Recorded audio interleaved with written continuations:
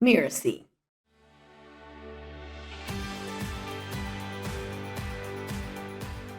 Organizations are not machines. They're not. And we have a machine paradigm for the way organizations run based out of the Industrial Revolution that no longer works. Organizations are collections of people, individuals, and they're organic. The dynamics change all the time. As a leader, you must lead people. You must lead human beings. Human beings are led by other human beings, not by machines. I'm Sharon Richmond. Welcome to Lead as Human. For more than 30 years, I've run a business called Leading Large. I help C-level executives expand their impact, clarify their priorities, energize their organizations, and build cultures of accountability and respect. In this podcast, we help you envision how to supercharge your leadership by blending the art and science of leading with intention. I talk with top business leaders who exemplify the principles of leading large. They know that as leaders, the influence they have comes with an equal measure of responsibility. These leaders not only deliver stellar value to their customers, clients, and stakeholders, they prioritize building organizations that provide purpose, meaning, and a healthy work environment for their employees. We learn from the challenges and successes they've experienced on their human journey. My guest today is Jeff Griffiths. Jeff is co-founder of Workforce Strategies International, where he calls himself the Chief Competency Geek. Their organization specializes in helping larger industrial companies excel through what they describe as building a talent-first organization. I wanted to have Jeff join us today because sometimes when we talk about leading in a very people-centered way, listeners might think that you have to be one of those touchy-feely types, over-focused on what it is that makes people feel happy at work. Jeff is anything but touchy-feely, and at the same time, he has learned some very similar lessons that have worked for him in both military and heavy industrial environments. I'm really eager to explore the twists and turns of his journey and highlight for you what he's learned about leading in those different kinds of environments. As you listen to our conversation, you'll hear Jeff's great use of metaphors. Like you'll hear him describing how he sees leading people as very much like leading a hockey team, and why it is that leaders can't micromanage such teams. He'll also apply his leadership approaches to how he works with his executive colleagues and how he learned the hard way not to assume positional power will be enough to guide an organization successfully. Jeff also talks to us about how much he's learned by practicing taking others' perspectives, seeing the work through their eyes, and being curious about how they arrive at their perspectives. Welcome to the show, Jeff. Yeah, thanks, Sharon. It's good to be here, and it's good to spend some time with you again. Thank you. So let's start, Jeff, by you telling our listeners a little bit about the company and about your role there. Well, Workforce Strategies, it's an amalgamation of 3 separate consulting firms. We banded together early in 2019. There's 3 different founders. We were all operating more or less in the same space. We're all competency geeks. And so we put together because we thought we would offer a broader range of services with a greater level of expertise and have all the potential to provide more impact and value for our customers if we work together instead of trying to beat each other up in the marketplace. So we created Workforce Strategies International out of that in 2019. And we've been making a pivot. We were doing a lot of industrial association type work at a high level and some government funded stuff. We were ready to make a big pivot towards direct corporate work, and mostly 90% direct corporate work. And that pivot was going to happen right around the time of our first anniversary, which was February of 2020. And we all know what happened in March of 2020, right? So it's been an interesting couple of 3 years, right? Now, COVID's been renewed for, season 4 now, I think. And so, but we're working our way through it. And what we're finding is, the things that we are trying to do are actually having even more traction now as firms are trying to find a better way and a more human way, particularly when we're dealing with, talent shortages, of becoming an attractive place for people to live out their careers. That's great. Thank you. Why don't we start out with, tell us a little bit about your leadership journey. I'd love you to start by describing yourself as a leader today. Do you have an approach or principles that you think you base your leadership on? I think it evolves over time. My approach to leadership now is I try and be very human-centered. The purpose of leadership is to allow people to be the best that they can be. It's not about you, it's about them. And I mean, and that traces all the way back to my early days when I started my career as an officer in the military. And the generals can figure out whatever they want to figure out, right? But until somebody at the front line actually gets up out of their trench and does something about it, it doesn't really matter what the plan is, right? And the most important people are the ones that are actually on the front line delivering value. And so we try through our own business, through the way I interact with other people, is to always try and find ways that they can be better and serve them. And that's what leadership is really all about. It's unlocking potential and allowing people to surprise you and them in what they're capable of doing. That's an interesting dynamic. How do you do it with a bunch of peers? Running a three-headed monster, because I'm the managing director of the company, a three-headed monster is an interesting dynamic because we're equal partners, equal shares in the business, but we still have to drive things forward. And I guess one of the lessons in that is it's important to not always be right. In fact, it's probably just as important to often be wrong or not even have a clue, and rely on the unique expertise that other people around you have. So tell me a little bit more about not always being right. We try and go into work every day with the mindset that we don't know everything. I've got someone working for me now. We're also big on opportunities for youth, and particularly kids coming out of university have a real hard time getting jobs that match with the things that they've learned. So we've connected with a number of different programs locally to provide work experience for, as part of their academic programs. And through that process last year, somebody jumped out at us and said, hey, we should, can I do this? And we said, well, we hadn't really thought about that, but sure, why not? So I hired her to come and do some work for us on a part-time basis. And the whole idea is you went to school for 4 years. You've got a brain the size of a small planet. You know things that I don't know because I'm the wrong generation to know that stuff, particularly talking about digital marketing and things like that. I expect you to tell me what I need to do, not the other way around, right? There are things that I can teach you, but there are lots of things that you can teach me. So how do we create an environment that allows that to happen and takes the hierarchy out of the organization so that we can all learn together and become better together? And the analogy that I've always used, and again, because I'm a Canadian, right? It's very much like running a hockey team. Right? You cannot micromanage a hockey game. You've got to just sort of drop the puck and let the players figure it out. And no one knows exactly what they're going to be doing in a small business or on a hockey team. The only person who's really sure where they're going to be the whole day is the goaltender, right? So everybody else is constantly moving around. It's constantly shifting. Who's in charge? It's whoever's got the puck, which is constantly shifting. And so there's a need for a level of trust in other people's capabilities. There's a need to understand what other people's capabilities and their weaknesses are and fill in and compensate for each other. That's the whole idea of a team, right? And so when you bring that to work every day and you say, well, I'm an idiot, I don't know, but that's okay because someone here does. And if none of us know, that's okay because we'll figure it out because we're smart people. And for me, that's the essence of driving an innovative and future-proof organization. It's a really fun place to work once you get over the vulnerability of, oh, well, I might actually be wrong someday. So tell us more about this. I imagine, listening to you, you sound like a very reasonable, mature adult.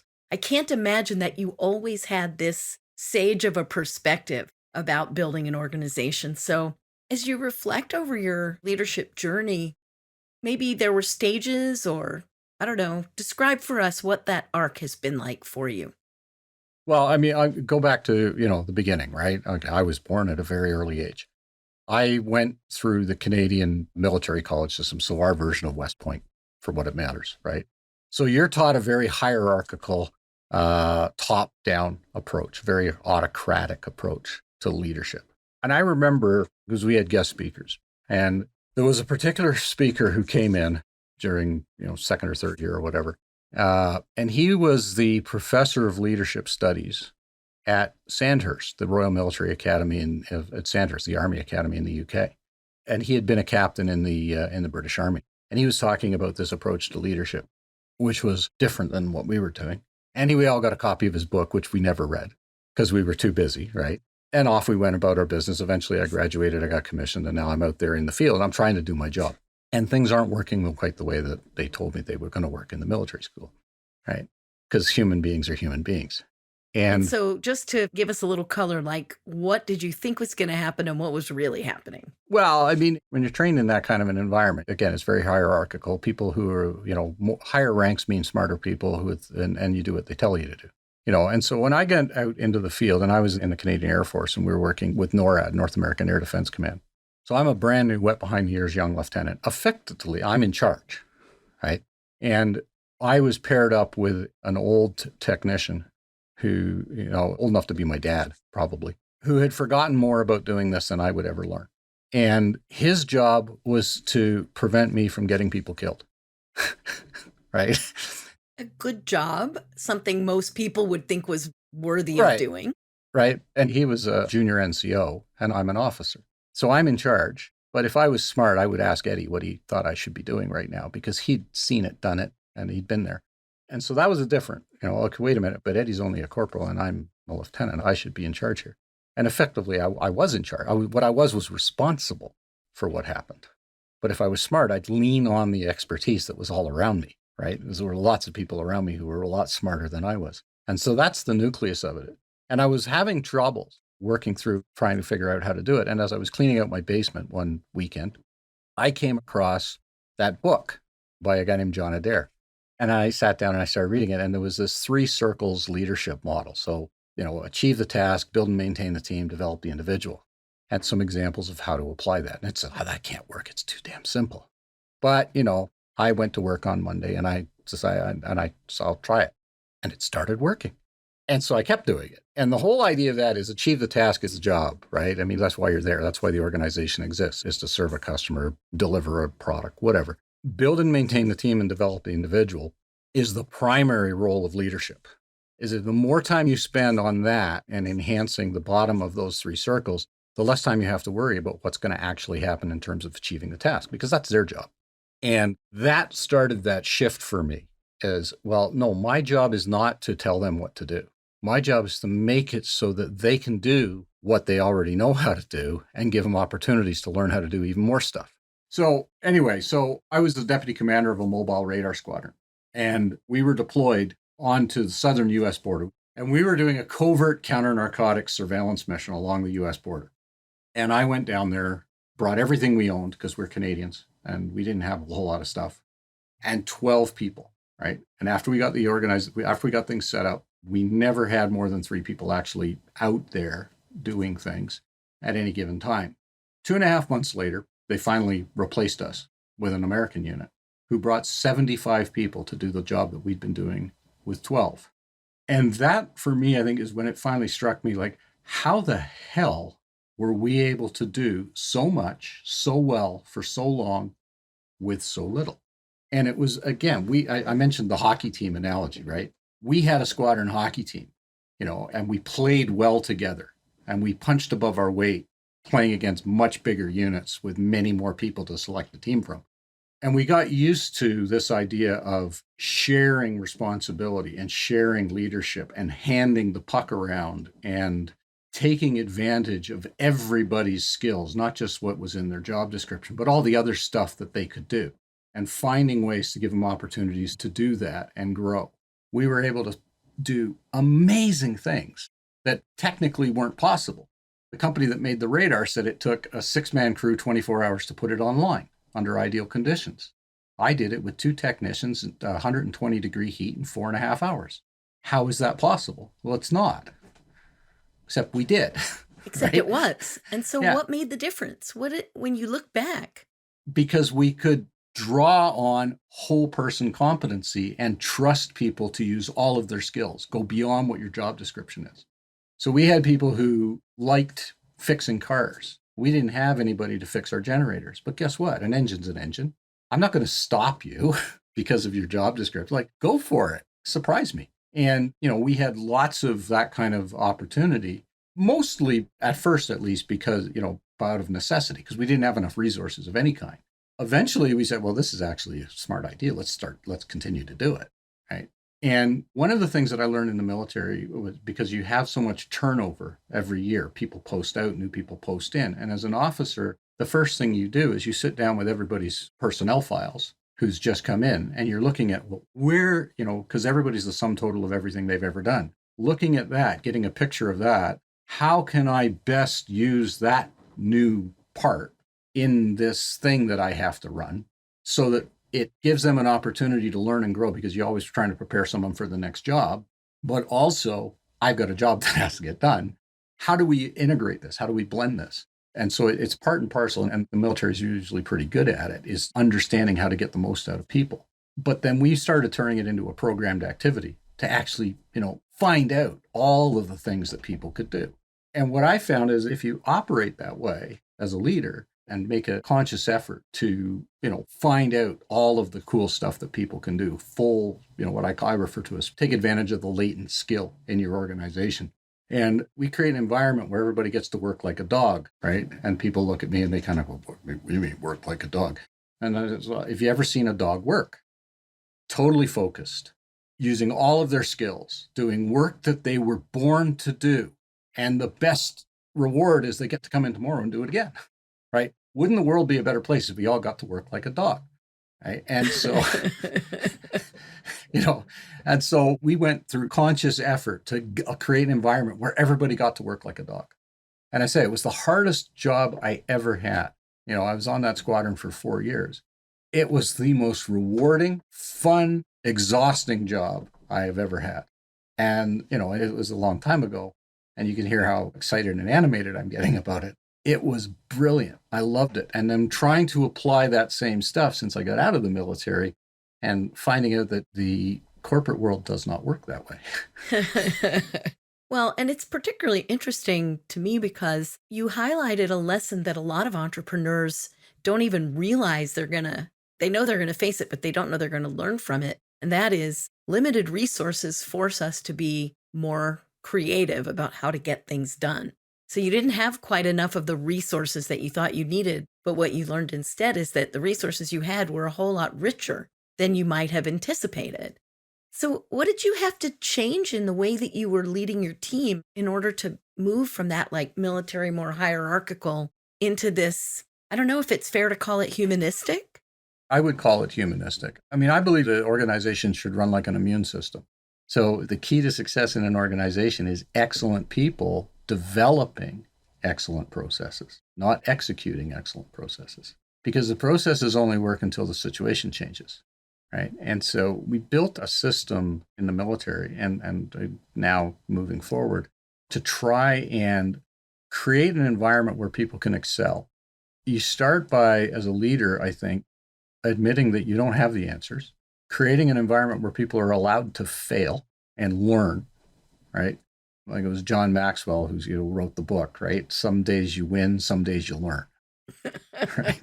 But that's absolutely true. And so how do you create an environment where that sort of constant learning and growth is encouraged? It starts with leadership saying, I don't have the answer. Let's find out and let's iterate our way to a solution and create an environment where you'll never get in trouble by trying something and failing. Like better to learn trying something that's not going to blow the world up than wait until later when it really matters, right? We can recover from almost anything, create processes around the absolute got-tos for safety and whatever. And everything else is open to a certain amount of interpretation and accept that degree of variability because that's what releases human potential. And there aren't all that many hills to die for in an organization. Those the ones that are the ones you need hard and fast process for. And most work that we see doesn't require someone to have, there are so many variables in work these days. You can't have, an if then matrix to produce a process. You have to have people with cognitive skills who can interpret. And particularly in a remote environment, which is now where we live, it's even more important to let people think their way to a solution and experiment their way to a solution. So to the extent that a leader can promote that and allow that, and nurture that kind of learning and growth, you create an environment where you get a lot more engagement, you get a lot more mistakes, but they're ideally non-critical mistakes. And we learn as much from the mistakes as we do, or more from the mistakes as we do from the successes, and create that environment that allows it to happen. And that's a leadership attitude. So I love that what you just said is we learn a lot more from our mistakes. So what's a leadership mistake that you made along the way, and what did you learn from it? Well, it's when I first got out of the military and I was working in industry and I was working in a unionized environment. And it's a very different environment in an industrial plant. And there's a very much us and them attitude. And you're encouraged through the culture to maintain that. It's us and it's them, right? And the workers are the enemy. And you as the leader you just tell them what to do and they're going to do it. And I made significant mistakes. What I realized, it didn't take me very long because I like to think I'm a little bit smart, was that in that kind of environment, the workers can outlast any ineffective leader, right? So I'm in a situation now where I'm supposed to be getting things done in a company. And I'm dealing with an established team that's already there, and you parachute it in to work with them or tell them what to do, right? In that environment, and not really taking the time to know them, to understand that they're human beings, leads you into that us and them mentality and this machine paradigm of the way an organization works and its cogs in the wheel and everything else. And we, doing everything the way I was supposed to do it resulted in productivity losses. It results in more safety issues. It resulted in quality issues. And so I'm failing as a leader by being the leader that the organization expected me to be. And it's okay, so take a step back. So how do we change this? And again, it's going back and saying, okay, well, you guys know what you're doing. So how do we make it so it's easier? How do I help you do what you already know how to do? Now, I was going to go back to that whole, servant leadership mindset, which is difficult within the context of a collective agreement. And certainly it's difficult in the context of an organization where the other leadership expects you to act a certain way. But all of a sudden you start seeing results. And I was failing miserably until I said, well, wait a minute, right? Like step back from it. Why is this happening? And we always maintain, there's only 4 reasons why someone isn't doing what they're supposed to be doing. And all of them are management's problem. They either don't know they're supposed to do it, that's your fault. They don't know how to do it. Ultimately, that's your fault because you assigned them work they're not capable of doing. They know how to do it. They know they're supposed to do it, but something in the environment or the way the work's organized or whatever is preventing them from doing it. That's your problem. You're the manager. Or they don't want to do it. Ultimately, that's your problem too, right? You're the manager. So all of those are management problems, leadership problems. And so how do you, recognizing that if things aren't going the way they're going, look in the mirror. What can I do differently? How can I help them to do? Because in the end, I have to believe everybody wants to do good work. So what did you do? We're on the edge of our seats. What I did was buck the prevailing culture in the organization and start doing things differently. I was fortunate in that I was working night shifts. And on a night shift, there's no senior management around to tell you what you can't do, right? And there's also no one from the union executive there to make sure that, as well. So when you work in that kind of environment, you can, you're a little bit of a black ops cell. And you can do things, little skunkworky things that no one else notices, except they start seeing the results. And they go, well, what's going on night shift? And so eventually we got other people to change the way they were doing things on other shifts. So what did you do? What did you do on the night shift in your skunk works? First thing I did was sit down, and I came in, I admitted I was an idiot and sat down with the guys and said, okay, so I hate you, you hate me. That's fine. We're in this together. How are we going to make this work? What does it take? And how did people respond? That must have been so unusual for those workers. It was scary as hell. And obviously, with a great degree of skepticism, you get the industrial relations that you deserve, but you have to demonstrate it. You build trust by giving trust, and you demonstrate that I'm actually serious about this. I'm going to do things, and things are going to go wrong, and none of you guys are going to get blamed for it. I'm going to get blamed for it. And I'm going to protect you from this stuff because that's my job. My job is to make your job easy. I think it was Peter Drucker that said that most of what we call management are all the things we put in the way of people getting their job done. And there's more than a grain of truth to that. So how do we prevent that from happening? Somehow there is this prevailing belief, particularly as organizations get larger, that the best thing we can do is further subdivide roles and further segregate aspects of different jobs. And I know that to a certain extent it makes sense, but I was listening to a podcast recently and someone said, if you think about the beginning of the industrial age, why did we need managers that were so directive? Because most people in the workforce were illiterate. They didn't read and they didn't write. And so we forget that our workforce often, let's say many leaders, many of us don't ever stop to think about that.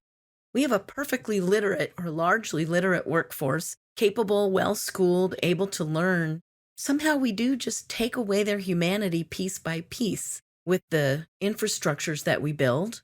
hmm Yeah, and I think again, I'll go back to the Yoda of management consultants, Peter Drucker, and he talked about how do you kill a knowledge worker, a young knowledge worker?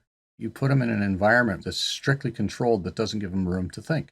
And so you've got so many organizations where the structure of the organization is designed to support the lowest common denominator, but you're hiring people who are actually far more capable than that and then putting them into a structure that doesn't allow them to use all of their skill. And we've actually looked at, if you look at the Gallup Q12 studies that come out every year, the correlation between levels of workforce engagement and age and education, and the least engaged are new undergrads. That's not because they're young undergrads. It's because they've got skills. And you look at and we actually did this as a sidebar project once. We pulled a bunch of job descriptions for entry-level positions, mostly white collar, and analyzed those to extract what the actual competencies were that they were looking for in these jobs, built those profiles and went, holy crap, these guys are looking for some pretty talented entry-level people.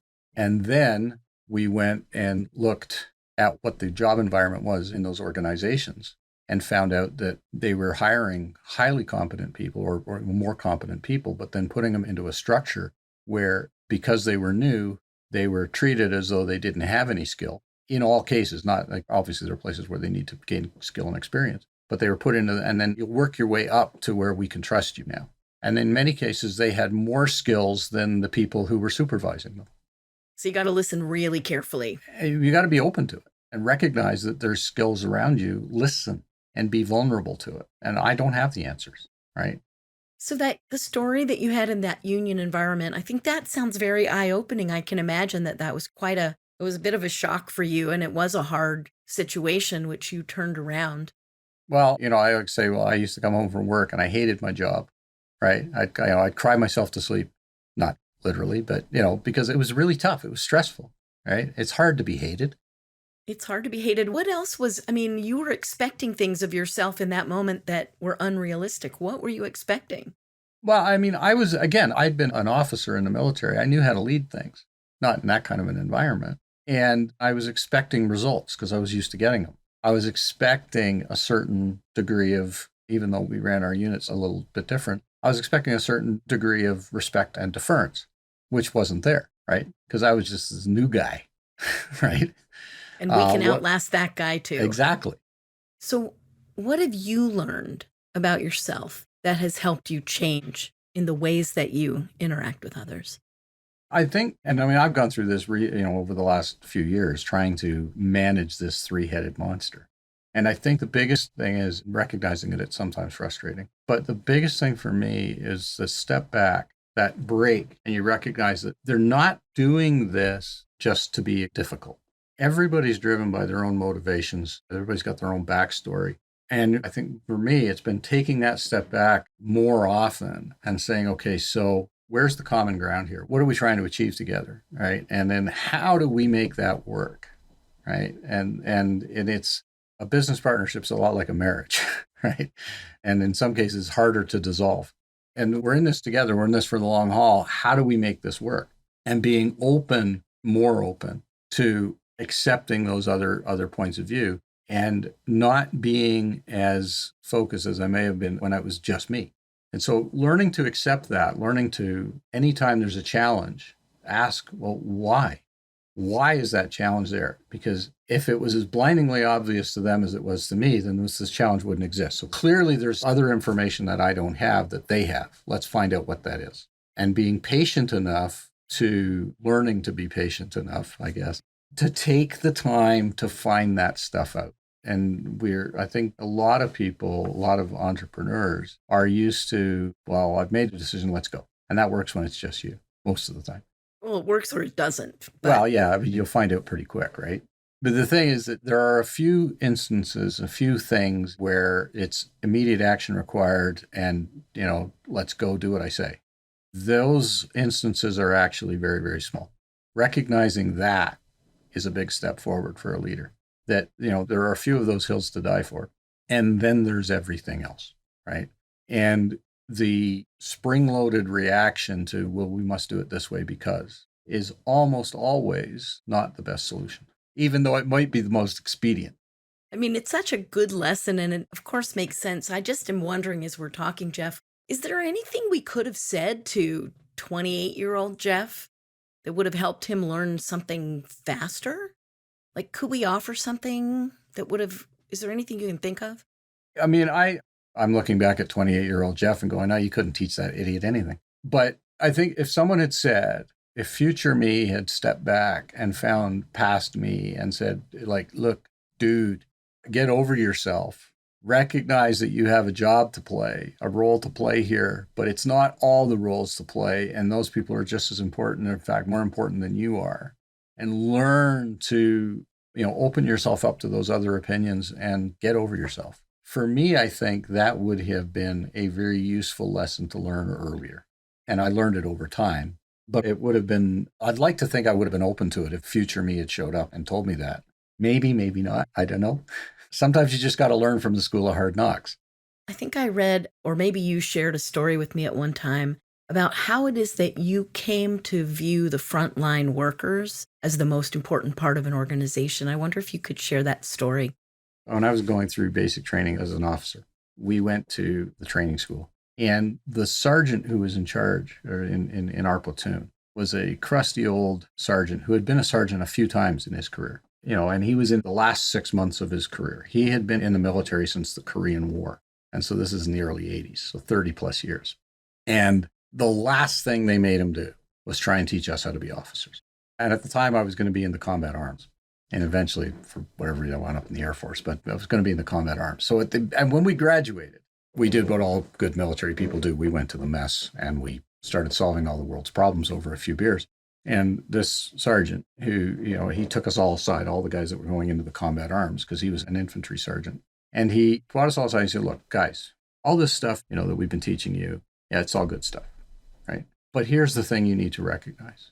You're standing in front of a bunch of trained professional killers with loaded guns.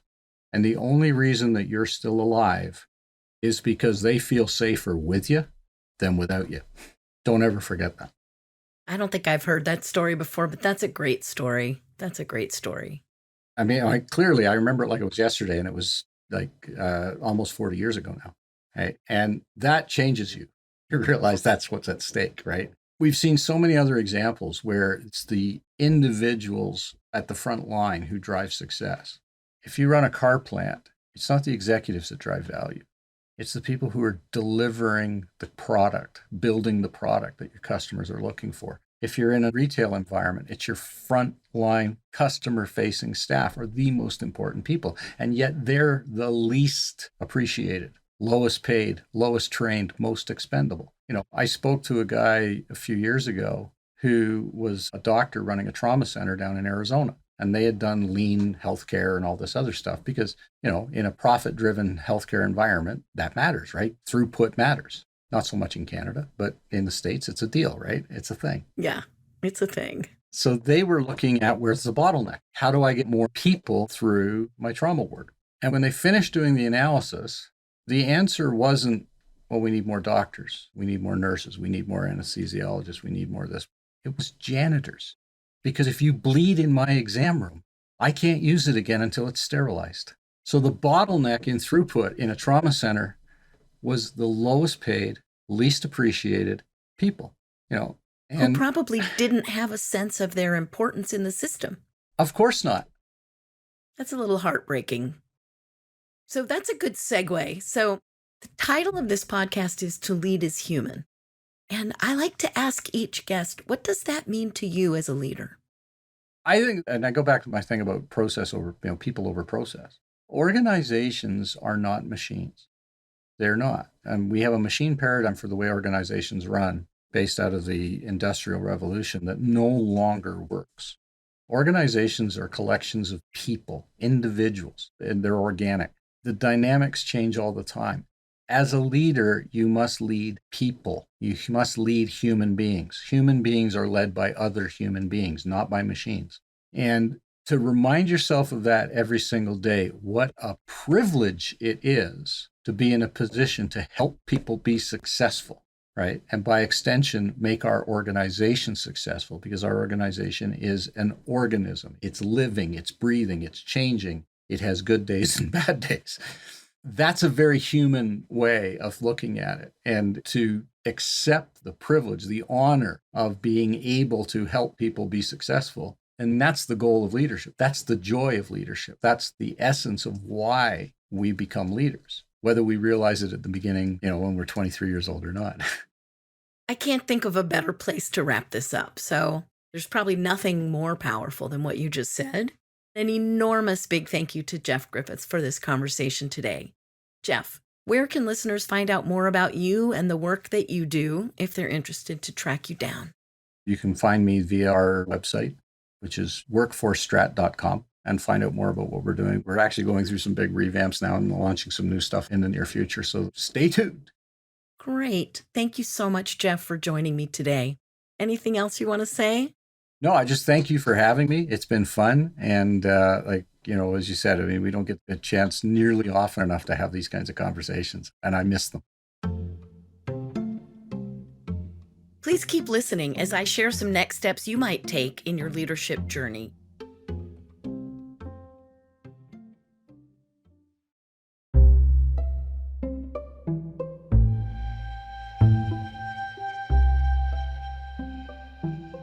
I love that Jeff describes his view of the primary job of a leader as not to tell people what they should do, but to cultivate a work environment where they can easily do what they're already good at and where they have many chances to get good at more things. As a young leader, he was really surprised that he couldn't just give directions and expect his team to happily follow along, especially when they were more experienced than he was at certain parts of their jobs. Jeff's entrepreneurial experience in these more hard-nosed environments forced him to embrace his humility, as well as to learn the value of working with constrained resources. What he discovered is that the people on his team regularly surprised him with the latent capabilities they brought into the company, meaning skills he didn't know they had, but they could use to really help accelerate growth. If you're an entrepreneur who's bringing in experienced leaders to help scale your organization, there's a special lesson for you here. You'll want to practice Jeff's balancing act of ensuring the team is aligned on the direction with standing out of their way so the leaders you've brought in can do what you hired them for, bring in expertise that you lack, and help the organization grow in that way. If you're ready to take a page from Jeff's leadership book, here's one way you can get started. First, identify someone on your team. Could be someone that works for you or could be another executive that isn't doing what you think they're supposed to do. And recognize that this is on you as the leader. And here are the 4 steps you should work through together. First, make sure they understand what's expected of them in their role. And do it in concrete ways where the metrics are really clear and agreed to. Second, make sure they know how to do what's expected. Observe, guide, coach, whatever is appropriate so that you find out that they indeed do have the skills and capabilities that they will need to be successful. Third, talk with them and find out what is getting in the way of them doing what they're supposed to do in the organization, and then remove that problem. We're always looking for bottlenecks in the business, and that's anything that slows down progress that we don't need to have in place. And last, make sure that this person wants to do what's expected of them. That might be a bit harder conversation, but I think if you just ask, you'll find out that this conversation or this series of conversations will turn this work environment around from people feeling like they're just a cog in the machine of the business to people feeling truly valued as a person in the company and that you care what they're bringing to the organization.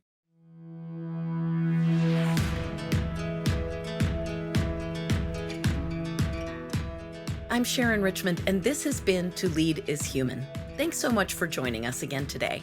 You can find out more about me at leadinglarge.com. That's LEADING, large.com. To Lead is Human is part of the Miracy FM podcast network, which also includes such shows as Soul Savvy Business and Making It. This episode was produced by Cynthia Lamb. Jeff Govertson assembled the episode.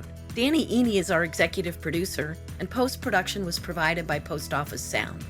I'd hate for you to miss any upcoming episodes, so please follow us on Apple Podcasts, Spotify, or wherever you're listening right now.